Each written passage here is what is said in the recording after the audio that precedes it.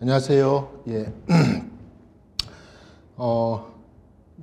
오늘부터 해서 4주 과정으로 해서 책임근제보험 핵심 정리 및 유형별 문제풀이반 이제 인강으로만 제가 좀 하고 있는데요. 일단 이 반을 제가 개설을 하게 된 이유는 일단 그 코로나 때문에 이게 지금 시험 일정이 변경이 돼서 결과적으로 좀 텀이 굉장히 길어졌어요. 길어져서 그 문풀 과정 하기 전에 좀 기본 이론 다시 한번 공부 어느 정도 되신 분들, 뭐 유예생을 비롯해서 그런 분들한테 좀 이제 기본을 다시 한번 다지고 해당되는 사례 문제 어떻게 푸는지, 어떤 문제가 기출문제랑 또 비슷한 유형 문제들, 또 계산 문제까지 포함해서 한번 좀 정리를 할 수 있는 그런 강의를 좀 만들어 달라고 좀 요청도 있었고, 또 제가 이 강의를 계획할 그 당시에는 아직 시험 연기 날짜가 나오기 전이어서 혹시 또 1차 시험 끝나고 2차 시험 텀이 짧아지면 문풀 강의 개강을 할 여유가 없을 수도 있겠다는 생각이 들어서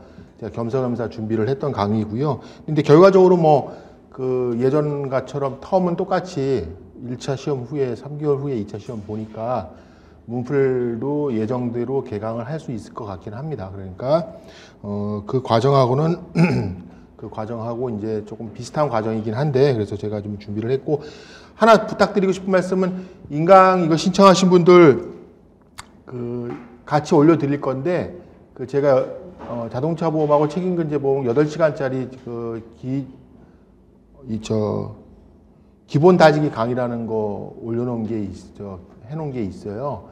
그거 같이 첨부를 인강에 제가 학원에도 말씀드렸어요. 그 첨부를 해놓을 테니까 그걸 듣지 않으신 분들은 그걸 먼저 듣고 이 강의를 좀 듣는 게 더 효율적이라고 생각을 하고, 그런 목적으로 연계선상에서 만들어 놨고, 그래서 이 4주 과정 안에는 기본적인 세세한 이론이나 이런 부분은 좀 생략하고 문제 안에서 나오는 것만, 내용만 가지고 해당되는 뭐 물론 관련된 건 제가 설명을 해드리겠지만 그렇게 진행을 할 거고, 강의 계획은 1주차 오늘은 이제 간단하게 기본 이론 어떻게 되는지 정리해 드리면서 이제 책임근제에서 제일 여러분들이 좀 반복 학습이 좀 필요한 게, 이제 반복 연습이 필요한 게 계산 문제잖아요. 그래서 그 부분을 할 거고요.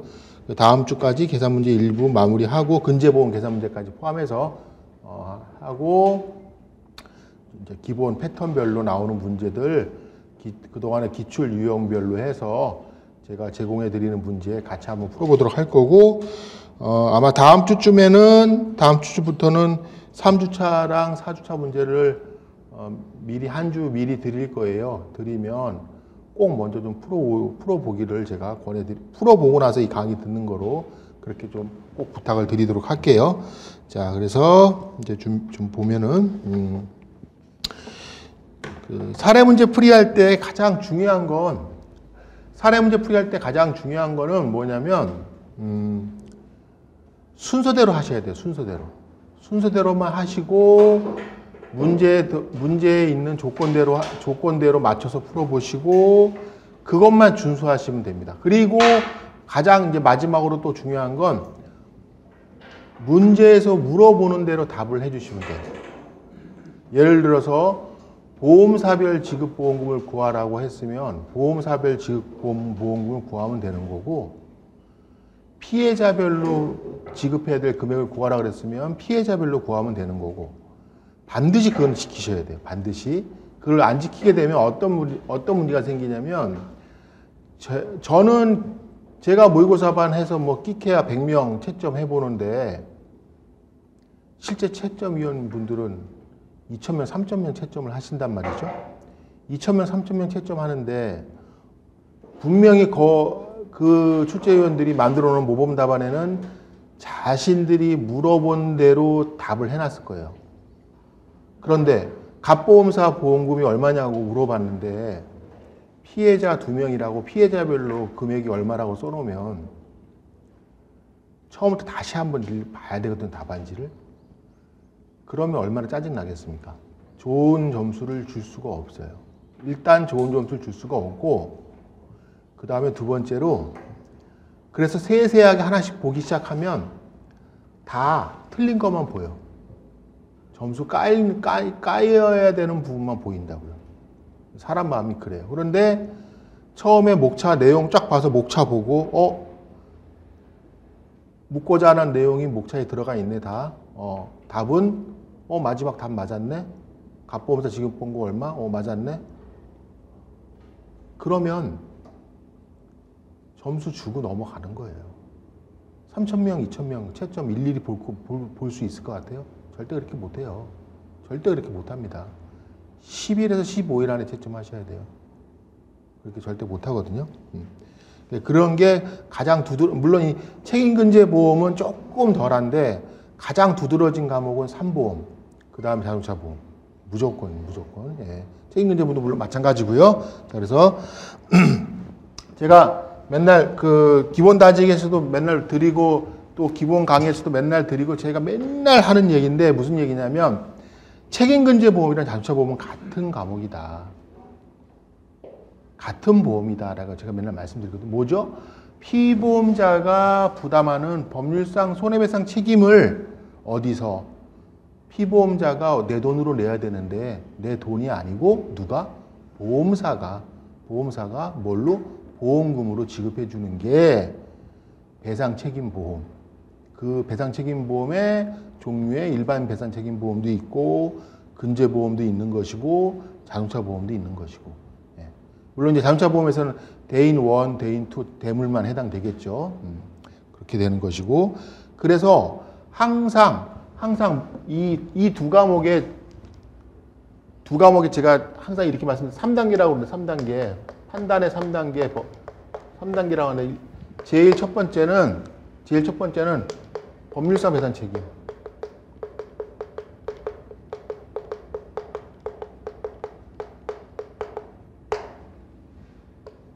두 번째는 보험사의 보상 책임.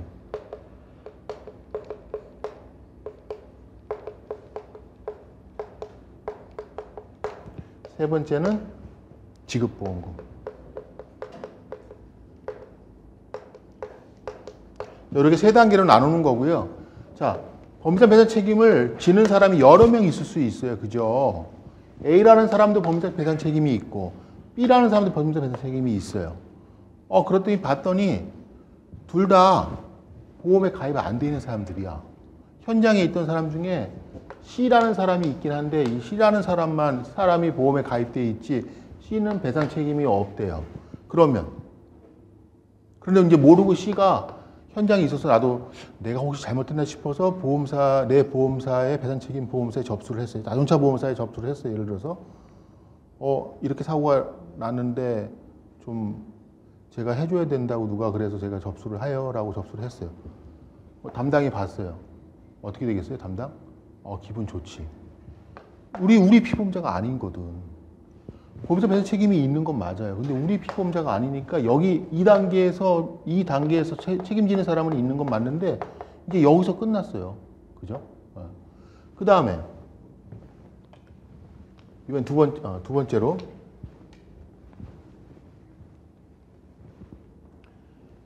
A, B가 책임을 지는 사람이 맞는데 A가 피보험자고요. B는 피보험자가 아닌데 B만 책임이 100%래요.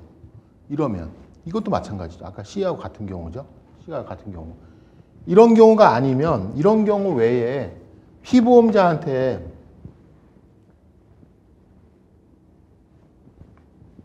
자, A도 피보험자고 B도 피보험자인데 A한테도 책임이 있고 B한테도 책임이 있어요. 이러면 이제 보험사가 우리 피보험자가 손해배상 책임이 있네. 이제 그러면 우리가 해줄 수 있는지 없는지 따져봐야지. 라고 해서 이제 2단계로 넘어가는 거죠. 그렇죠? 2단계로. 2단계로 넘어가면 자, 보험사 일단 피보험자인지 아닌지 따져보고요. 아까 따져봤죠. 피보험자한테 보험사 책임이 있는지 없는지 따져보고 두 가지 따졌어요 벌써. 그리고 두 번째, 보상하는 손해인지 아닌지 따져봐야 돼.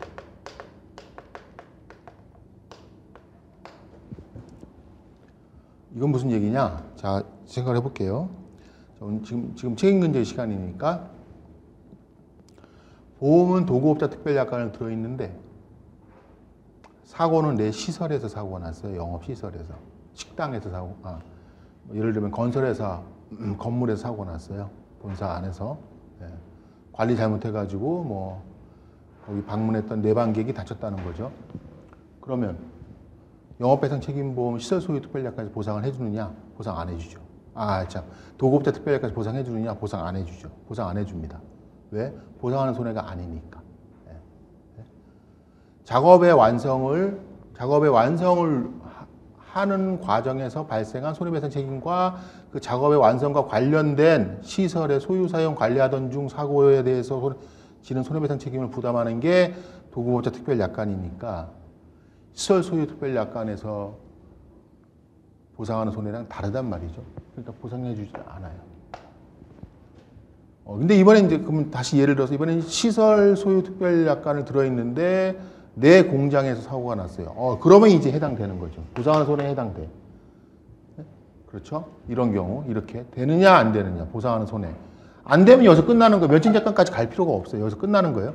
자, 이제 근데 이것까지 통과했어요. 그 다음에 이제 면책약관.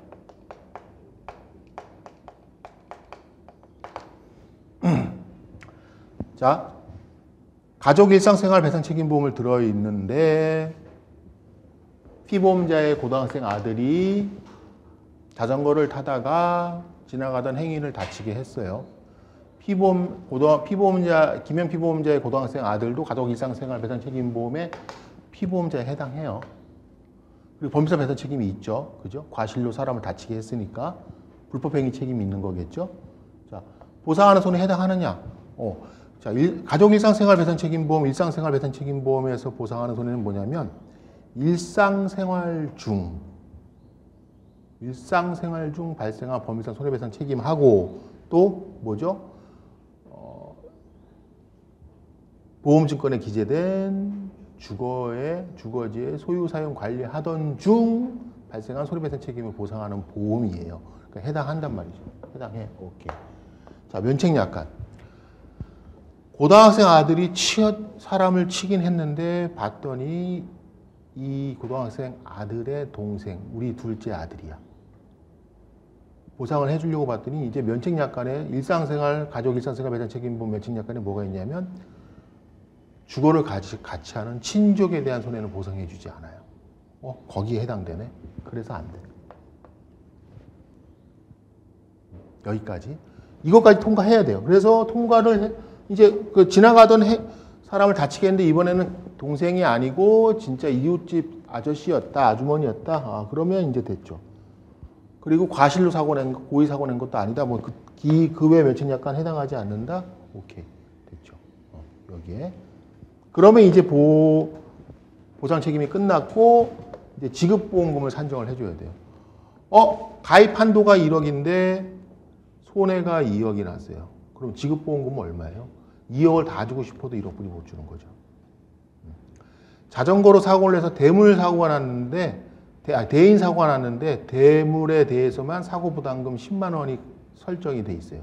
그러면 대인은 그냥 주면 되죠. 대물 사고만 10만 원 공제하면 되는 거죠. 그렇죠? 그렇게 차이점. 그래서 지급보험금. 지급보험금의 기본은 손해배상금을 산정하고 그 손해배상금이 해당되는 한도나 총한도, 1인당 한도, 한 사고당 한도, 자기부담금, 공제 여부, 설정 여부에 따라서 지급하는 보험금이 달라진다. 예. 그 부분은 문제의 조건으로 제시됩니다. 문제 조건으로 제시되기 때문에 제가 이제 이 말씀을 왜 드리냐면 지난주인가 제가 스터디 문제를 냈더니 지지난주인가요? 스터디 문제를 냈는데 제가 가족 일상생활 배상 책임보험 문제를 냈거든요. 그래서 제가 문제를 뭐라고 냈냐면 이게 가족 일상생활 배상 책임보험은 통상적으로 대인 사고는 자기부담금 설정을 안 하고요. 대물 사고만 설정을 해요. 통상적으로. 그래서 제가 그냥 통상적으로 제가 우리 스터디 하시는 분들을 속이려고 이제 속아보라고 함정 팔려고 한 건 아니고 통상적으로 그렇게 가입을 하니까 그렇게 문제를 냈더니 왜 10만 원 공제를 안 했냐고 저한테 질문이 들어온 거예요. 그래서 10만 원 공제를 왜 안 했냐고 물어보길래 제가 다시 한번 문제를 봤더니 대물 사고만 자기 부담금이 10만 원이라고 설정되어 있는데 왜 공제를 합니까? 그러니까는 무조건 그러니까 습관화가 되는 거죠. 자기 부담금은 공제한다고만 알고 있는 거죠. 그 생각만 하고 있는 거야. 아무 생각 없이 진짜로 자기 부담금은 공제하는 거다. 이렇게만 생각하고 있는 거죠. 문제 조건 따라 달라지는 거예요. 만약에 100만 원을 냈으면 어떡해? 100만 원이면 100만 원 공제하면 되는 거고 대인 대물 공이 100만 원이라 그러면 100만 원 공제하면 되는 거고요. 그렇죠? 그래서 여기까지 통과가 되면 이제 여러분들은 자, 그래서 시험 문제는 답안지 순서는 이거예요. 그래서 법률상 책임을 써주고 그렇죠? 누구에게 특히 누구에게 피보험자에게 그 다음에 보험자 보상 책임이 있는지 피보험자 해당하는 사람이 보험자 책임이 있는지 보상하는 손해에 해당하는지 자 그래서 보상하는 손해에 해당하는지를 제가 다음 주에 정리해 드릴 건데 보상하는 손해에 해당하는지를 써주는 게 사실은 이제 좀 애워야 될 부분이에요. 지금 여러분들이 제가 아까 막 말씀드린 거 떠든 것처럼 시설 소유 관리자 특별약관에서 보상하는 손해가 뭐냐? 가족 일상생활 배상 책임보험에서 보상하는 손해가 뭐냐? 그거는 각 약관 1조에 다 들어가 있어요. 다 들어가 있고 어느 교재 이건 다 돼 있습니다. 돼 있으니까 그것만 발췌하셔가지고 몇 번 써놓으세요. 그래서 내 답안지는 항상 이 보험사의 보상 책임에서 답안지는 항상 그 얘기가 기본으로 들어가져야 돼요. 무조건이에요. 무조건. 그래서 조금 생각을 가질 수 있게끔 냈던 그동안의 기출문제를 보면 보상하는 손해 구분할 줄 아는가 하는 문제가 몇 번 나왔어요. 지금 제가 여기 문제 준비해 왔는데 예를 들면 이런 경우죠. 식당에서 뜨거운 음식물을 쏟아서 식당 손님이 다쳤는데 화상을 입었는데 보험은 시설 소유 관리자 특별약관하고 음식물 배상 책임 특별약관, 추가 특별약관을 가입을 하고 있다라고 제시를 딱 해줬어요. 이거는 뭘 물어보는 거죠? 보상하는 손해 구분할 줄 아느냐? 보상하는 손해 구분할 줄 아느냐? 이거 물어보는 거예요. 자, 그러면 시설 소유 관리자 특별약관에서 보상하는 손해는 뭐다라고 정확하게 써주고 따라서 시설 소유 관리자 특별약관에서 보상하는 손해에 해당하고 음식물 배상 책임 보험에서는 왜 면책약관에 시설 내에서 소비되는 피보험자 점유를 벗어나서 소비되는 재물에 의해서 발생한 손해가 아니기 때문에 보상하는 손해에 해당하지 않는다, 보상하지 않는다 이렇게 한 줄 정도, 두 줄 정도 이렇게 써주고 넘어가야 그 문제에 대한 답은 정확한 답안지 작성이 된 거예요. 덜렁 이 계산만 잘했다고. 그래서 나는 이상하다. 나 학원가에서 돌아다니는 답안지에서 보니까 지급보험금 1,000만 원 맞았는데 왜 생각보다 점수가 안 나오지? 출제위원들 이상한 사람이네. 그게 아니죠. 여기서 써줘야 될 걸 안 써준 거지. 구분해야 될 거를 그거 물어보고 싶었는데 그게 최소한 100점 5점은 됐을 건데 15점에 5점은 됐을 건데 그거 물어보는 건데 그거 안 써주고 넘어갔으니까 지급보험금 10점짜리 다 맞아도 8점 이상 안 줬을 거예요. 그래서 점수 차이가 나는 거예요. 거기서. 다 맞았는데 왜 점수가 이상하지? 내 채점 결과는 60 몇 점인데 왜 40 몇 점이지? 껌껌이 문제마다 다 그렇게 해버리면 40 몇 점뿐이 안 되는 거죠. 점수가. 자, 그래서 이렇게 해 주셔야 되고, 자, 그래서 이제 두 번째로는, 자, 이거는 여러분 자동차 보험도 다 이제 배상 책임보험 같은 거예요. 그래서 이거 똑같아요. 써주는 목차 똑같은 거예요. 똑같은 거. 그런데 다만 우리 자동차 보험에서는 법인사 배상 책임이 복잡하잖아요. 왜? 운행자 책임이 있으니까. 근데 우리 책임근제에서는 일반적인 민법상 손해배상 책임, 민법상 불법행위 책임, 민법상 특수불법행위 책임, 채무불이행 책임, 예? 그 다음에 특별법상 책임. 예를 들면 뭐죠? 화법법상 책임, 제조물 책임법에 의한 책임, 이런 거. 이런 거 외에는 특별한 게 없기 때문에 크게 문제가 되지는 않지만 그래도 이 부분에 대한 목차는 이렇게 세 가지로 꼭 구분을 해 주셔야 돼요. 만약에 단순히 15점짜리로 그냥 드립다 계산만 하는 거 문제 유형이면 이 두 개는 같이 묶으셔도 돼요. 법률상 배상 책임 및 보험사의 보상 책임에서 하나로 묶어서 한 줄로 두세 줄로 간단하게 써주셔도 되는데 놓치시면 안 돼. 써주기는 하셔야 해요. 무조건. 배점이 들어가요. 무조건. 그래도 설사 계산이 포인트인 문제라고 하더라도 배점은 들어갑니다. 써주셔야 돼요. 자, 그렇고. 자, 그래서 이제 우리 법률상 책임부터 하나씩 다시 한번 이제 간단하게만 보고 그 기본 다지기 그 강의를 먼저 들으시라고 제가 그래서 말씀을 드린 거예요. 간단하게만 보고 넘어갈게요.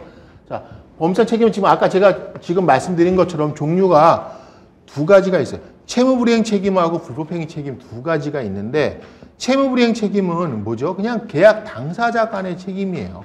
채무불이행 책임은 계약 당사자 간의 책임. 불법행위 책임은 계약과 관계없이 불특정의 제3자들, 피해자들에 대한 책임. 그렇죠? 그리고 불법행위 책임은 종류가 또 여러 가지로 나뉠 수가 있는데 일단 우리 흔히 말하는 불법행위라고 하는 일반 불법행위, 그 다음에 민법에 있는 특수불법행위, 그 다음에 이제 특수불법행위의 또 다른 파트인 공동불법행위. 그렇죠. 이렇게 나눌 수 있고, 그 다음에 아까 말씀드린 것처럼 특별법상 법률상 배상 책임이 있어요. 특별법상 법률상 배상 책임이 뭐냐? 아까 말씀드린 것처럼 이제 우리 책임보험적 영역에서는 화재로 인한 재해보상과 보험 가입 등에 관한 법률상 특수건물 소유자의 손해배상 책임. 이건 특수건물 소유자의 손해배상 책임. 둘째 뭐가 있죠? 제조업물 책임, 제조업자. 또 1차적으로 제조업자, 2차적으로 뭐죠? 판매업자가 지는 제조물 책임법상 손해배상 책임. 자, 그다음에 의사가 지는 의료과실 책임. 네, 이런 것들. 네, 이렇게 나눠볼 수가 있고. 자, 채무불이행 책임으로도 손해배상을 구할 수 있는 건 맞습니다. 그게 원칙이에요. 손해배상 책임을 구하는 게 맞습니다. 자, 그런데 우리가 배우고 있는 이 배상책임보험에서는 모든 채무불이행 책임을 다 보상을 해주면 이 제3자에 대한 손해배상 책임만 보상해줘야 되는 배상책임보험의 기본적인 원칙을 벗어나는 거기 때문에 자, 기본적으로 채무불이행 책임은 계약 당사자 간의 손해배상 책임이기 때문에 제3자에 해당한다 하더라도 그 내용 자체를 전부 다 보상해 줄 수는 없어요. 그래서 면책약관에 우리 영업배상 책임보험 면책약관에 보면 여러분들이 처음에 읽어봤을 때는 알아듣기 어려운 얘기들을 막 써놨어요. 네? 네. 물건의 자체에 대한 손해배상 책임, 물건의 하자에 대한 손해배상 책임, 그 다음에 뭐죠? 작업의 작업의 완성 등을 이유로 한 손해배상, 결함, 작업의 미완성 등을 이유로 한 손해배상 책임. 자, 이런 거는 뭐죠? 자, 1년 안에 아파트 다 지어주기로 했는데 1년 안에 다 못 지었어요. 그 입주를 못 해.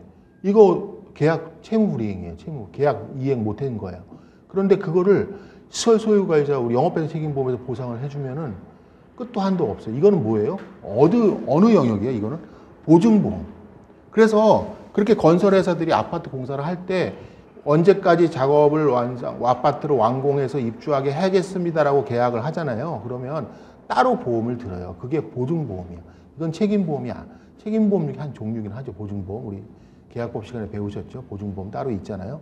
그렇지만 우리가 하고 있는 배상책임보험에서 보상해줘야 될 영역은 아니라는 거죠. 그러니까 면책약관에 그런 내용이 들어가 있어요. 그런 내용이.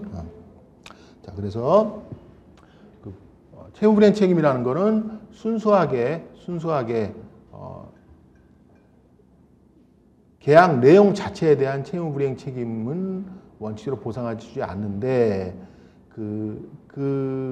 안전배려 의무 위반이라든지 이런 내용으로 인해서 보호받아야 될, 즉 내가 돈을 주고 손님을 숙박시키고 손님을 태우고 했던, 아니면 내가 돈을 지불함으로써 근로의 대가를 제공하기로 한 내 근로자들에 대한 보호의무 위반이라는 이 정도 되는 내용 정도 돼야 채무불이행 책임에서 채무불이행 책임 한 종류이긴 하지만 우리가 지금 배우고 있는 배상책임보험에서 담보하는 보상하는 손해에 해당되는 내용이다. 그렇게만 좀 구분을 해주시고, 자, 그다음에 자, 특수불법행위는 왜 하냐면 여러분 일단 법에 있어요. 그죠? 민법에 있죠. 민법에 있고, 둘째로 이거는 그냥 법률상 책임이, 아까 말씀드린 것처럼 피보험자한테 법률상 책임이 있는지 없는지를 따져봐야 되기 때문에 우리가 필수적으로 배울 수밖에 없고, 이걸 알고 있어야 손해사정을 하는 거예요. 자, 우리 가입자가 접수를 하면서 사고 내용을 알려줬는데 우리 가입자인 피보험자에게, 제가 근무하는 보험사에서 우리 가입자인 피보험자에게 법률 책임이 있는지 없는지를 따지지 못하면 아무 소용이 없고 일을 할 수가 없죠. 둘째로 또 반대 측면에서는 제가 독립손해사정사를 하고 있는데 저한테 손해사정을 의뢰온 의뢰인이 법률상 책임 있는 상대방에게서 피해를 입었다고 하는데 그 상대방이 가입한 보험에서 보상해 주는 건지 안 해주는 건지, 거기에 해당되는 법률상 책임이 있는지 없는지를 판단하지 못하면 아무 소용이 없잖아. 할 수가 없어요. 더 이상 진도가 나갈 수 없다는 거죠. 그렇죠? 그렇기 때문에 하는 것 뿐이고, 사실은, 자, 그래서 여러분, 책임근제 보험에서 법률상 손해배상 책임을 차지하는 비중이 그렇게 크지는 않아요. 크지는 않는데, 다만 이제 헷갈리는 부분은 제가 이 4주 과정 안에서 다시 말씀을 드리겠지만, 그렇게 크지는 않지만, 알고는 있고 써주기는 하셔야 된다는 거, 그거는 꼭 유념해 주시고, 그 다음에 헷갈리시면 무슨 책임이 있다, 즉 사용자 책임이 있다. 사용자 책임의 요건은 예를 들어 내가 알고 있으면 사용자 책임 요건대로 사례에 나와 있는 내용을 풀어주시면서 쓰면 돼요. 사용자인 피보험자가 피용인의 불법행위 책임으로 손해가 발생했고 사무집행 관련성이 인정되므로 피보험자 A에게 사용자 책임이 성립한다 라고까지 써주시면 제일 좋고, 사무집행 관련성 뭐 이런 거, 그 다음에 피용인의 불법행위 요건 뭐 이런 거 잘 기억이 안 나. 그런데 내용을 보면 사용자 책임이 있는 것 같아. 피용인 B가 불법행위를 일하다가 누군가를 다치게 했대. 그래요? 그러면 피보험자 A에게 사용자 책임이 인정된다. 그냥 이렇게만 차라리 이렇게 쓰시라는 거지. 그렇게라도 써주시라는 거죠. 자, 그리고 지금까지 제가 말씀드린 내용들 보셨고, 자, 그 다음에 민법상 책임과 특별법 책임은 또 한번 말씀드리지만, 자, 여러분 우리 학교 다닐 때 사회 시간에도 배우셨겠지만 일반법과 특별법이 있으면 뭐가 우선이에요? 특별법 우선이죠. 그렇죠. 민법상 책임이 없어도 특별법상 책임이 있을 수 있고요. 특별법상 책임이 있으면서 민법상 책임이 있을 수도 있어요. 그렇게 될 수 있을 거예요. 그렇죠? 자, 예를 들면 11층짜리 업무용 건물을 갖고 있는 사람이 건물 관리 제대로 못 해가지고 불이 났는데 스프링클러 작동이 안 됐어요. 그래서 사람이 죽거나 다쳤어요. 화재로. 그러면 지금 무슨 책임이 있는 거예요? 공작물 책임이 있잖아요. 그렇죠? 그런데 그거 이전에 무슨 책임이 있어요? 특수건물 소유자로서 화법법상 손해배상 책임이 있지 않습니까? 그 두 개의 책임이 같이 겹쳐 있는 거예요. 그런데 이번에는 또 얘를 달리해서 똑같은 11층짜리 건물의 소유주인데 불은 났어. 그런데 원인을 알 수가 없어요. 스프링클러도 제대로 다 작동했어요. 그런데도 사람이 죽거나 다쳤어요. 이랬을 때 그러면 공작물 책임이 있나요? 하자가 있나요? 하자 없었어요. 하자 없다는 뜻으로 문제 낸 거죠. 그거는 하자 없어요. 그래도 무슨 책임이 있는 거예요? 그럼에도 불구하고 하자가 없어서 공작물 점유자 또는 소유자의 공작물 책임이 없음에도 불구하고 무슨 책임이 있다? 화법법상 특수건물 소유자로서 손해배상 책임이 있다. 그러니까 특약부 화자보험, 옛날 이름으로는 신체배상 특약부 화자보험이죠. 지금은 대물도 이제 1000까지 추가되면서 명칭이 특약부 화자보험으로 바뀌었는데 아직까지 신체배상 특수건물 소유자용 신체배상 신체배상 책임보험 이렇게 파는 곳들이 아직 많긴 해요. 그래서 문제 그렇게 나올 수도 있긴 해요. 그런데 정식 명칭은 어쨌거나 특약부 화재보험을 하라고 그 화법법에 되어 있어요. 되어 있는데, 자, 그래서 특약부 화재보험에서 특약부 화재보험 문제가 나오면 최소한 특수건물 소유자로서 화법법상 법률상 손해배상 책임이 있다라는 건 써주셔야 되는 거예요. 그게 포인트예요. 그 얘기를 안 써주시고 넘어가면 제 아무리 계산 문제가 맞아도 15점짜리 점수에서 7점 이상 안 나온다는 거죠. 15점짜리 점수에서. 자, 그래서 그다음에 이제 보험사의 보상 책임, 피보험자. 여기까지 이제 됐고 이제 두 번째 단계 하나씩 다시 한번 보시면 피보험자 보시면 여러분 피보험자가 누구? 배상 책임 보험에서 피보험자는 누구나 뭐 하는 사람이에요? 피보험자는 배상 책임 보험에서 피보험자는 보험사에 보험금을 청구할 수 있는 사람입니다. 일반 상해보험, 우리 산보험이나 자기지사고, 무보험차 상해에서 피보험자는 사고의 대상이 되는 사람이에요. 그렇죠. 생각해 보세요. 우리 피보험자로 가입했는데, 제가 피보험자로 암보험 가입했는데, 저한테 암이 생겨야 보험금을 주잖아요. 그렇지만 배상책임보험에서 피보험자는 저한테 손해가 생긴 건가요? 아니죠. 피보험자가 누구에게 손해를 야기한 거예요? 제3자에게 손해를 야기했지. 그래서 피보험자가 손해배상을 1억을 해줬어요.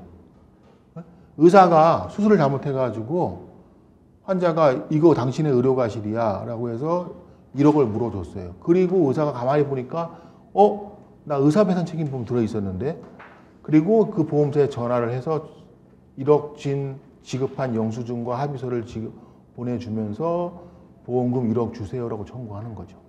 이게 피보험자예요. 배상책임보험에서. 자, 그러면 여러분 피보험자가 둘 이상이 있으면 어떤 피보험자는 면책이고 어떤 피보험자는 부책일 때 어떤 피보험자는 면책이고 어떤 피보험자는 부책일 때 그 면책되는 피보험자에게는 뭐가 없는 거죠? 보험금 청구권이 면책돼서 없어진 거예요. 그런데 면책약관에 해당되지 않는 피보험자는 보험금 청구권이 있는 거죠. 그게 뭐예요?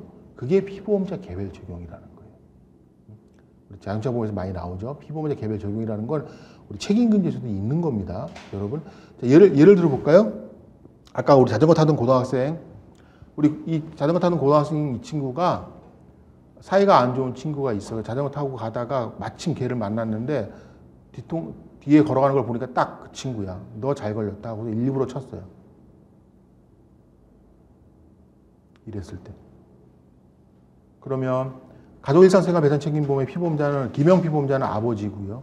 배우자도 피보험자고요. 즉 이 고등학생 아들의 아버지 어머니죠. 그리고 이 고등학생 아들도 피보험자예요. 근데 고등학생 아들은 고의사고야. 그런데 아버지와 어머니 입장에서는 뭐예요? 아들 감독 잘못한 과실 책임이잖아요. 그래서 아버지가 그 돈을 물어줬어요. 그런데 보험사가 그럼 지급을 거절할 수 있어요? 안 되죠. 아버지한테는 보험금 줘야지. 아버지한테는 보험금을 줘야 되는 거예요. 그게 피보험자 개별 적용이에요. 자, 그 다음에 피보험자 개념에서 아까 뭐라고 그랬죠? 피보험자란 배상책임보험에서 피보험자란 보험사에 보험금을 청구할 수 있는 사람인데, 그러면 관계가 이렇게 삼각관계가 돼요. 보험사가 있고 피보험자가 있고 피해자가 있고. 항상 피보험자가 사고를 내고 피보험자가 손해배상을 해줘야 피보험자는 보험사에 보험금을 청구한다고 하면 피보험자가 돈이 없으면 피해자는 아니 돈만 있으면 나 1억 줘 빨리 1억만 주면 넌 여기서 보험사에서 받는다면서 근데 내가 1억이 없어 미안해 이렇게 된단 말이죠. 불합리하죠. 그죠? 그러니까 이제 그러면 바로 주면 되겠네. 이거 뭐하러 꼭 1억을 마련해서 줘야 돼. 어차피 피보험자가 피해자한테 배상 먼저 해주면 받을 건데 그럼 바로 보험사가 주면 되지. 이게 뭐예요? 피해자 직접 청구라는 거예요. 이게. 애초에 피해자 직접 청구라는 거는 이 세상 원래 배상책임보험이 만들어질 때 없었어요. 상법에도 없었고 자회법에도 없었고 약관에도 없었고 그런데 가만히 운영을 하다 보니까 이런 불합리함이 생기니까 이제 아 이렇게 하면 되겠네. 어차피 줄 돈. 자 그래서 이게 피해자 직접 청구. 자 그래서 배상책임보험의 특징 뭐예요? 피해자 직접 청구권이 있다. 그 다음에 보험 가액이 없다. 이런 거. 이게 특징이죠. 자, 보험 가액이 왜 없? 자, 일반 손해배상은 자, 제가 10억짜리 건물을 갖고 있으면 15억짜리 보험을 들 필요는 없죠. 15억까지 들 거예요. 네.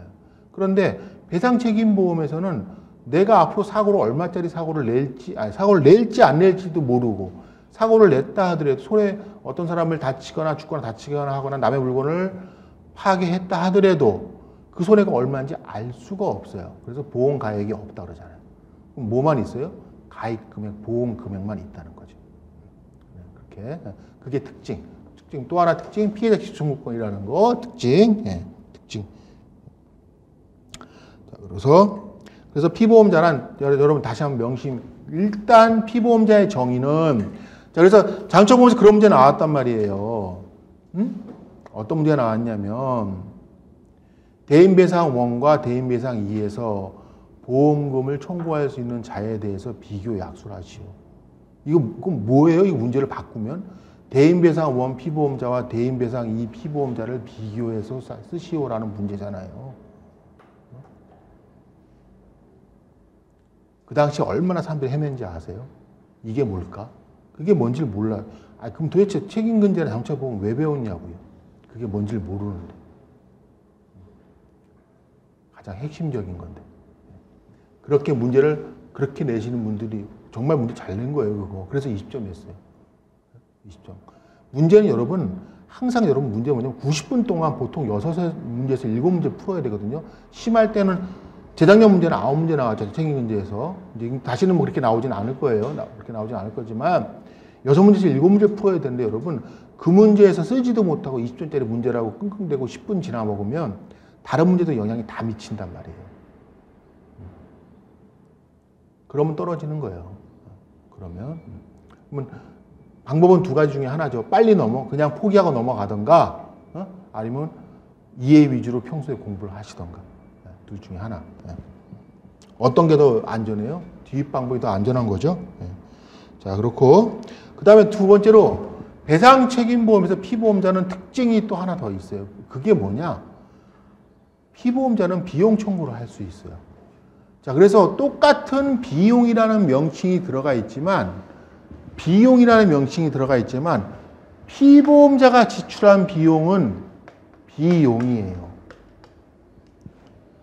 피해자가 지출한 비용은 예를 들어서 신체 감정 비용 하고서 대학병원에 가서 피해자가 내가 얼마나 다쳐서 내가 장애가 후유장애가 있는지 이걸 감정을 받았어요. 그래서 100만 원을 썼어요. 검사하고 뭐 감정료 내고 하느라고 진찰료 내고 하느라고 100만 원을 썼어요. 피해자가 낸 신체 감정 비용은 요거는 손해배상이에요. 요거는 손해배상. 그런데 같이 동행한 피보험자가 그 돈을 냈어요. 그럴 때는 똑같이 대학병원 가서 신체 감정을 하면서 비용을 낸 건데 피해자가 내면 손해배상이고 피보험자가 내면 비용이에요.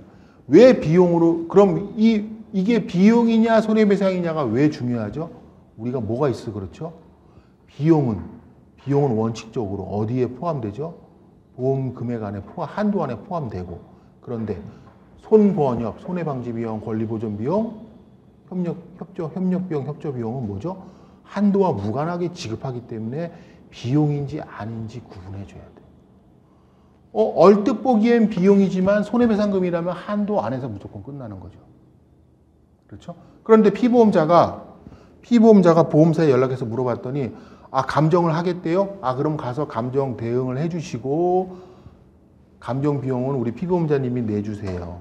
그러시면 저희가 처리를 해드려요. 하고서 나중에 감정이 끝나고 났더니 한도액이 1억인데 손해가 2억이 나왔어요. 그랬더니 이제 보험사가 오리발을 내미는 거지. 고객님 죄송한데 이 한도가 1억이라서 피해자한테 취득 청구한 피해자한테 1억을 주고 나니 피보험자분께는 그 신체 감정 하실 때 쓴 100만 원을 못 드리겠습니다. 이거 돼요, 안 돼요? 안 돼. 왜 안 돼요? 어디 걸렸기 때문에 보험사 요청했잖아요. 보험사가 해야 될 일 대신해서 지금 피보험자가 해달라고 해서 해줬는데 협력 비용이지. 그렇게 되면 한도랑 무관하게 1억 100만 원을 줘야죠, 보험사는. 응? 그렇죠? 그렇게. 그래서 차이가 나는 거예요. 그런데 그 돈을 피해자가 썼다면, 그래서 이 손해까지 합쳐서, 이 비용까지 합쳐서 2억 100만 원이 나왔어도 이 피해자가 받아가는 금액은 얼마예요? 1억 분이 안 되는 거죠. 한도가 1억이니까. 그런데 피보험자가 냈다면, 보험사는 1억 100만 원이 돈이 나가는 거지. 그래서 구분이 돼야 되는 거예요. 그래서 책임근제 보험에서는 비용 다루는 문제가 꽤나 자주 나왔어요. 제일 어렵게 나왔던 게 뭐냐면 바로 이렇게 구분해 주는 거예요. 누가 냈느냐에 따라서. 누가 냈느냐. 오늘 뒤에 문제 있어요. 그래서 자, 그렇고 자, 그 다음에 아까 보상하는 손해는 제가 다음 주쯤에서 제가 정리를 다시 해드리겠지만 중요 약관, 자, 시설 소유 특별약관, 시설 소유가자 특별약관, 도구업자 특별약관, 생산물 배상 책임보험, 요새 그 다음에 가족 일상생활이랑 일상생활 배상 책임보험, 그 다음에 특약보 화재보험, 그 다음에 재난배상 책임보험, 다중 이용업소용 화재배상 책임보험, 가스배상 책임보험. 요 정도까지는 자주 나오는 이 정도 되는 보험까지는 뭘 알고 계셔야 되냐면 딱 나오면 보상하는 손해 뭐다 딱 애웠다가 딱 쓸 정도까지는 해놓으셔야 돼. 그리고 그 외에 약수로 나올 것들은 뭐 준비하는 건 준비하는데 이거는 사례 문제에서 꼭 필요해요. 지금 제가 말씀드린 이런 보험들이 약수에서 나올 일은 없고 나오면 사례에서 나와요. 약수에서 보상하는 손해를 쓰시오 뭐 이렇게 나오지는 않을 거예요. 않을 건데 사례에서 나올 거예요. 사례에서 나오고 정말 약수에서 나온다면 예를 들면 이렇게 비교하라고 그러겠죠.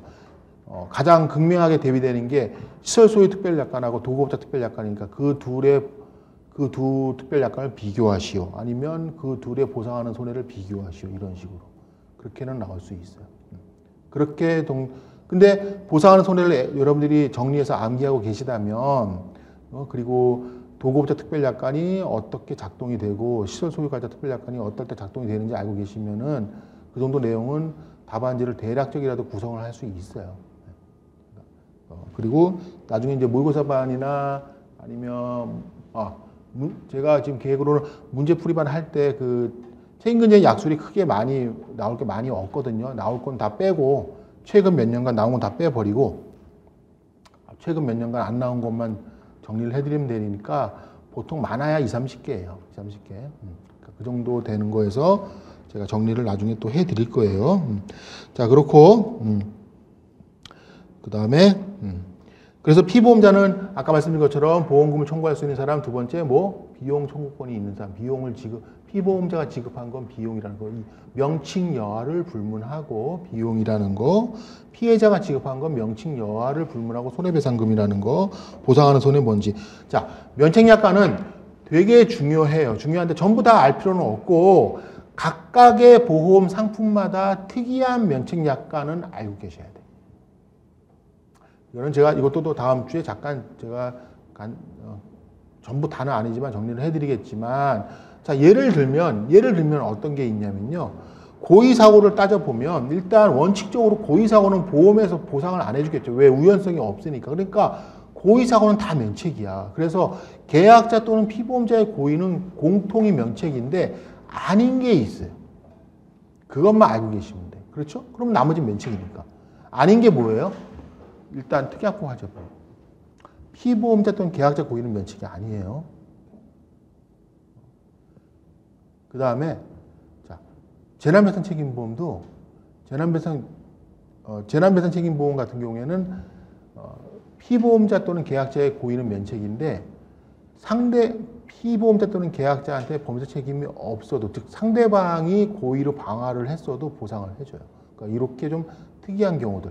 그 다음에 또 뭐가 있죠? 애카 소유가 소비자보장 특별약관 같은 경우. 그 다음에 그리고 근제보험 영역들은 사용자 배상 책임 빼고 나머지는 피보험자인 사용자의 고의라고 하더라도 보상을 해줘요. 그건 왜 해주는 거예요? 누구 때문에? 누구를 보호하려고? 근제보험의 애초의 목적이 뭐예요? 우리 근로자 보호하는 거니까. 근로자 선언 보호해 주려고 하는 거니까. 아니, 사장님이, 지랄 맞은 사장님이 직원을 때렸어요. 일 못한다고. 그러면 산재 해줘야지, 안 해주면 되냐고요. 그렇죠? 그렇죠? 그래서 이제 주로 면책약관 이런 것들. 그 다음에 뭐 문제, 무면허 면책약관 같은 경우. 우리 자동차보험은 이제 빼고, 책임근제보험에서 무면허는 면책약관에 들어가 있지 않을 것 같은데 들어가 있는 게 있어요. 어떤 게 있냐면 일단 차를 다루는 게 뭐가 있을까요? 주차장 특별약관. 면책이에요. 군에서 면허 없이 운전하는 거, 주차장 군에서 면허 없이 운전하는 거 면책. 그런데 또 면허가 있어야 운전할 수 있는 게 뭐 있어요? 건설기계 있죠. 그거는 또 면책약관에 무면허가 없어요. 그러니까 이게 왜 그러냐, 여러분 왜 그러냐면 이거는 왜 그래요? 라고 하면 제가 대답을 못 해드려요. 이거는 그냥 그렇게 정리를 해줄 수밖에 없어. 이렇게 그냥 이렇게 마음 편하게 어떻게 해요? 특이하네. 똑같이 돌아다니는 차 종류랑 마찬가지인데 건설기계는 없네. 그냥 그렇게 마음 편하게. 그럼 머릿속에 담겨져요. 네. 자, 그 다음에 무면허가 또 면책이 어디서 나오냐면 산재에서 나와요. 산재에서 무면허가 면책이에요. 근데 그 무면허 한 그 사람만, 그 근로자만 면책이에요. 그 다음에 음주 같은 거. 음주도 면책약관에는 없는데 우리 영업배상 책임보험 중에서 영문 영업배상 책임보험이라고 있는데 영문 CGL이라고 흔히 말하죠. 거기에는 주류 판매업자에 관련된 음주는 면책이에요. 그건 뭐 그 고유 면책 약관이고, 그 다음에 어디서도 면책 약관이 나오냐면 산재에서 또 면책이 있고요. 또 선언근제에서도 선언근제에서 면책이라고 돼 있어요. 음주 만취 면책이라고 돼 있어요. 그리고 특이한 것들은 좀 정리를 제가 해드리도록 할 거예요. 자, 그다음에 지급보험금 산정은 뭐 아까 다시 한번 좀 말씀드리지만 일단 문제 조건대로 따라가자. 그거는 꼭 그것만큼. 자, 그래서 문제가 나오면 1인당 한도인지 한사고당 한도인지 한도 얼마인지 자기부담금 있는지 없는지, 그 다음에 흔하지 않은 문제지만 총 한도를 제시해 주는 문제가 있어요. 보험 기간 안에 총 한도로. 그리고서는 사고를 1차 사고, 2차 사고를 넣어놓는 거예요. 그리고 1차 사고에서 얼마를 썼다. 총 한도라고 해놓고 그리고선 2차 사고에 지급보험금을 구해라. 이렇게 내는 경우가 2번 있었어요. 국문에서 한 번 있었고 영문에서 한 번 있었고 2번. 그렇게 좀 특이한, 아주 그건 좀 어려운 유형 문제죠. 그러니까 오늘 제가 문제 여기다 뒤에 넣어놨는데 국문 거만 일단 넣어놨어요. 한번 보시고 같이 보시면 되고. 자, 그렇지만 흔히 실수하는 건 뭐냐면 보험사 배상 책임 잘 쓰였어. 보험사 보상 책임 잘 쓰였어. 지급보험금 손해 계산 잘 했어. 그리고는 답 1억이라고 쓰는 거야. 자기부담금 100만 원이 있는데 답은 1억이래. 9,900인데. 이거 얼마나 억울합니까? 얼마나. 여러분, 제가 총점 0.13으로 붙은 사람도 봤고요. 총점 0.13입니다. 본인 스스로 저한테 뭐라 그랬냐면 제가 문 닫고 들어간 것 같아요. 총점 0.13점 더 맞아서 붙은 사람 봤고요. 총점 0.09 모자라서 떨어진 사람 봤어요. 총점 0.09인데 09. 어떻게 그렇게 계산이 그러니까 셋이 채점하시니까 그런 문제가 나오겠죠? 그렇겠죠? 이제 결국 공부 포기했어요. 그러면 2, 3점 날아가는 거예요. 2, 3점, 최하 2, 3점에서 3, 4점 날아가는 거예요. 왜 이렇게 공부 잘하고 잘 계산해놓고서 왜 마지막에 덜렁대가지고 그거 못 쓰냔 말이죠. 덜렁대가지고. 실수 안 하실 것 같죠? 엄청 많아요. 엄청 많아요, 정말로. 엄청 많아요. 제가 그래서 어떻게 하냐면 빨간 펜으로 팍팍팍팍 3번을 엑스표를 합니다. 3번을. 3번을. 그렇게 해서 생활화가 돼야 돼요. 그래서 생활화가 안 되면 꼭 틀려요, 꼭. 정말 중요한 문제.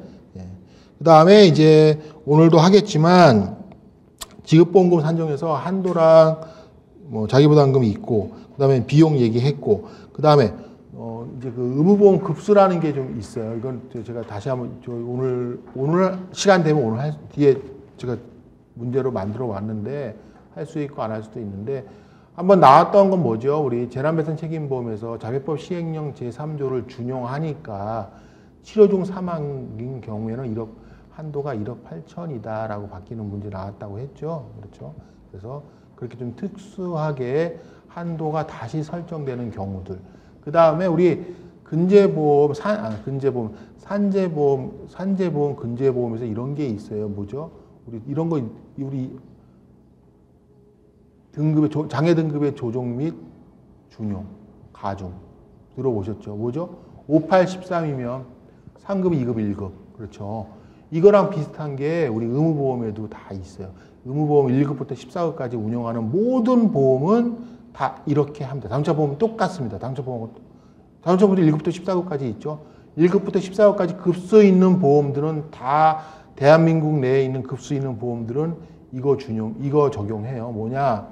상해의 경우에는 하위 3등급 이상이면 한 등급 올려준다. 그럼 2급, 5급이면 1급 되는 거죠. 2급, 6급은 그냥 2급이죠. 그 대신에 조건이 뭐냐면 급수가 2급부터 11급까지만 해야 돼요. 그러면 여러분 9급 12급이면 그냥 9급이죠. 왜? 2급부터 11급에 해당 안 되잖아. 12급이. 그렇죠? 그렇게. 그 다음에 근데 장애는 좀 특이한 건 2급부터 14급까지 2개 이상만 있으면 무조건 높은 거에서 하나 올려줘요. 그러면 극단적으로 2급, 14급일 때도 1급이 돼요.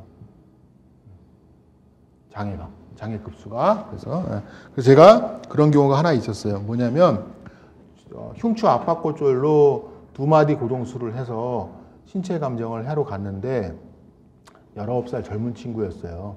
근데 손가락도 감정을 받겠다는 거야. 손가락도 부러졌거든요. 오토바이 타다가 흉추 압박골절에 손가락까지 골절이 됐는데 앞에 운전하던 고딩 같은 친구는 죽었고요. 뒤에 타고 있던 애인데 제가 속으로 막 짜증을 냈어요.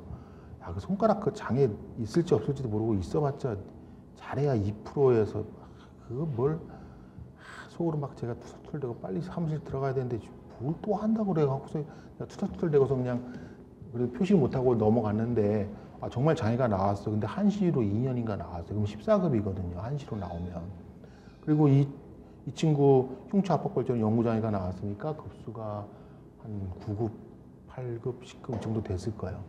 근데 제가 그 건이 상대방 책임보험, 오토바이 책임보험사에다 구상을 해야 되는데 책임보험 급수가 바뀌잖아요. 그래서 제가 속으로 욕해서 미안하다라고 제가 반성했어요. 왜? 급수가 달라지는데 한 급이 올라가니까 금액이 한 2천만 원, 1,100만 원이 더 한도가 더 뛰어가지고 저희가 받아올 수 있는 돈이 그만큼 늘어난 거죠. 제가 부담금을 받아와야 되는데 공불사고 낸 오토바이 운전자 대인원 보험사에다가 그래서 기분이 좋았어요. 그래서 무슨 얘기냐면 장애는 2급부터 14급까지 무조건 한 등급 올라간다. 그렇게 그런 급수 있는 의무보험에 무조건 적용되는 거고 그 다음에 여러분 하나 좀 주의할 건 아니고 여러분 이거는 좀 그런데 여러분 치료 중 사망이면 상해가 몇 급이에요? 치료 중 사망이면 상해 1급이에요. 애초에 그럼 여러분 예를 들어서 애초에 상급 진단이 나왔어요. 머리에 48시간 48시간 미만 의식상실이 있는 뇌출혈이라고 해서 뭐 3급 4급이었어 처음에 진단이. 그런데 사망했어. 그럼 상급이에요 4급이에요 그 사람이? 1급이죠. 무슨 그게 왜 3급 4급이에요? 제가 왜 이런 얘기 하냐면 한도는 치료 중 사망은 무조건 한도는 1억. 자회법 적용하는 보험에서 즉 대인 배상 원하고 재난 배상 책임 보험에서 한도가 치료 중 사망이면 무조건 1억 8천이에요. 무슨 2급으로 죽었으면 1억 6,500이고 뭐 이렇게 되는 거 아니에요. 묻지도 따지지도 않습니다. 절대 속지 마세요. 혹시 2급으로 나와가지고 2급 한도 1,500만이라고 제시해줬어도 치료 중 사망은 한도 1억 8천이에요. 속지 마세요. 1억 6,500으로 계산하시는 거 아니에요. 절대. 어디 가면 욕먹습니다. 그건. 단 이건 있어요. 뭐 이런 건 정말 실무적인 건데 사망했어도 그 한도를 적용하는 경우가 있어요. 그건 뭐냐면 사고와 인과관계 있는 원인으로 자살했을 때. 그러면 해당 상해급수를 그냥 적용해요. 1급으로 가는 게 아니고. 그럴 때만. 그게 실무지침이에요. 손해보험협회 실무지침이라고요. 아시겠죠? 치료 중 사망은 1급이에요. 그리고 설사 다른 보험에서도 치료 중 사망이면 그래서 1급 한도 적용하는 거예요. 그 한도 적용하는 거 아닙니다. 가스배상이면 그러면 얼마예요? 한도 1,500.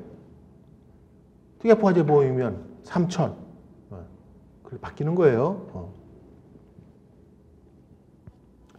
자, 그 다음에, 비용 얘기는 했고, 자, 의무보험의 특수한 손해산정 방법. 아까 지금 말씀드린 것처럼 의무보험들은 피해자 보호 차원에서 각각 일반적인 손해배상, 민사상 손해배상을 채용하는 보험이 있어요. 그게 뭐죠? 다중이용업소. 그런데 그게 아니고, 민사상 손해배상 산정하는 거와 조금 다른 방법들을 취하는 보험들이 의무보험마다 다 제각각 규정을 갖고 있기 때문에 그거는 몸에 여러분들이 숙달을 시켜 놓으셔야 돼요. 특히 특약부 화재 보험은 2018년, 17년이네요. 17년인가에 개정된 이후에 아직까지 장애 사고에 대한 특약부 화재 보험 지급보험금 산정하는 문제가 아직까지 안 나왔어요. 아직까지 안 나왔어요. 그러니까 몸에 숙달을 시켜야 돼요. 그래서 특약부 화재 보험 같은 경우는 어떻게 보험금을 산정하죠? 과실상계도 안 하고 중간이자 공제도 안 하고 그냥 월수 곱해주고 뭐 안 하죠? 그리고 또 사망해서 생계비 공제도 안 하고 또 안 주는 게 있어. 또 휴업손해 안 주고 뭐 안 주죠? 위자료 안 주고. 장례비는 또 특이하게 주죠. 어떻게 줘요? 어떻게? 남자 평균 임금의 100일분을 주고. 이렇게 특이하게 책임보험에서는 가장 특이한 게 특약부 화재보험. 그 다음에 가스배상 책임보험 중에서 액화 석유가스 소비자보장 특약만 뭘 안 해요? 과실상계를 안 하죠. 그러면 액화 석유가스 소비자보장 특약만 과실상계를 안 하니까 다른 가스배상 책임보험들은 과실상계 해요. 액화 석유가스 소비자보장 특별약관만 과실상계를 안 하고 다른 특이한 규정은 없이 과실상계만 안 해요. 그러니까 뭐죠? 위자료도 줘야 되고 휴업손해도 줘야 되고 장례비도 500만 원 기준으로 주면 되고 사망 일시수입, 장애 일시수입, 그 다음에 입원기간 일시수입도 다 중간이자 공제해야 되고 생계비도 공제해야 되고 그런데 뭐만 안 한다? 과실상계만 안 한다. 네, 그렇죠. 그 다음에 재난배상 책임보험은 좀 특별하죠. 과실상계를 해요. 과실상계를 하는데 우리 자회법 시행령 제3조를 보면 자동차 보험 공부하실 때 필요하니까 한 번쯤 찾아보세요. 네? 자회법 시행령 제3조. 자배법 제3조는 운행자 책임이고요. 자배법 시행령 제3조는 손해액을 어떻게 산정하는가에 대해서 돼 있어요. 그래서 거기에 뭐가 있냐면 치료관계비는 전액 지급하고 치료 중 사망일 때는 통합한도 1억 8천으로 바뀌고 치료 중 장애가 생기면 근데 치료 없이 장애가 생길 수는 없고 치료 중 장애는 무조건 치료 후에 장애가 생기는 거니까 부상 플러스 장애가 있는 경우에는 각각 과실상계에서 각각 손해액을 지급하고 그렇게 하라고 돼 있어요. 그렇게 하라고. 그래서 이것도 특수한 경우죠. 특수한 경우. 왜 그래요? 여러분 과실이 80%인데 그럼 치료관계비 전액 지급하니까 1급이라고 하면 치료관계비가 4천만 원 나왔으면 1급 한도 3천만 원까지 지급하고 장애는 별도로 과실상계에서 20%만큼 별도로 더해서 지급하라고 돼 있어요. 자배법 시행령 제3조에. 그렇게 해서 여러분 보험사끼리도 그렇게 주고받고 특히 여러분 이제 실무 가시면 자동차 보험에서 무보험차 상해 많이 하시거든요. 담당도 많이 하고 청구도 많이 하고 많이 해요. 무보험차 상해 보험사가 통상 어떻게 하냐면 대인 1까지 다 함께 처리를 해줘요. 그리고는 대인 1 보험사에다가 그 대인 1 보험금 받아오거든요. 그렇게 받아올 때 지금 제가 말한 방법대로 받아와요. 실무에서도. 그래서 작년 자보 일부 문제가 그런 문제가 나온 거예요. 다 그렇게 하고 있고 법령도 그렇게 돼 있고 법률도 그렇게 돼 있고 판례도 그렇게 돼 있으니까 그 문제가 나온 거예요. 그 옛날 소식적인 그렇게 안 했어요. 옛날에.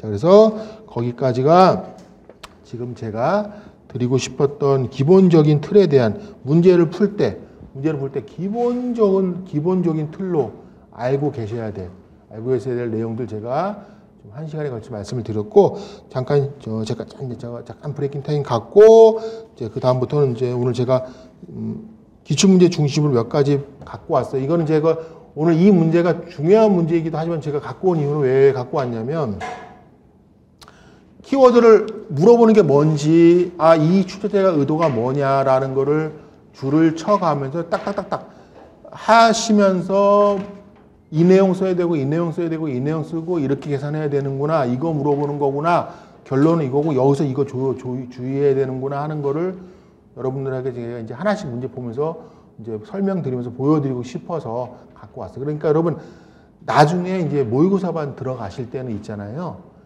그리고 실전에 가서 시험장 가실 때도 저는 그 삼색 볼펜을 가져갔어요. 이거 색깔 하나에 3개 들어가니까 딱딱딱 바뀌는 거 있잖아요.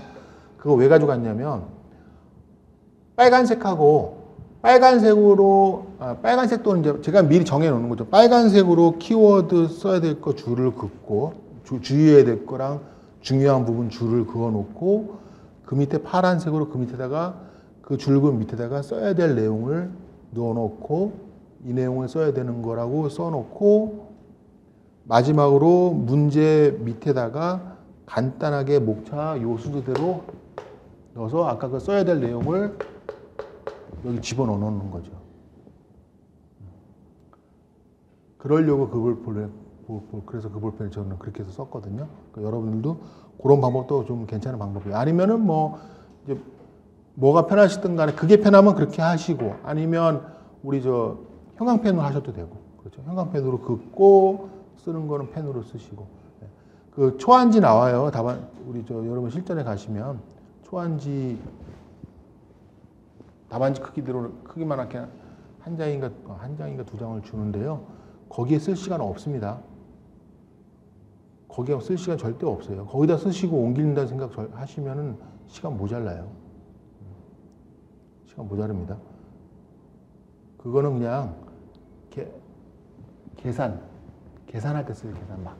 계산 막 이렇게 할 때 연습장으로 그렇게만 하시면 돼요. 나머지는 문제지 안에서 다 해결하시고 그리고 답안지에 바로 옮겨서 쓰셔야 돼요. 바로 옮겨서 바로 머릿속에 나와서 쓰셔야 되는 거예요. 초안지 써서 보고 쓰는 게 아니고 머릿속에 나와서 바로 쓰셔야 된다고요. 계산만 거기다가 하셔야 되고. 그래서 잠깐 제가 쉬었다가 문제를 보면서 이제 오늘 제가 드리고 싶은 얘기 5개 진행하도록 하겠습니다. 잠깐 쉬겠습니다.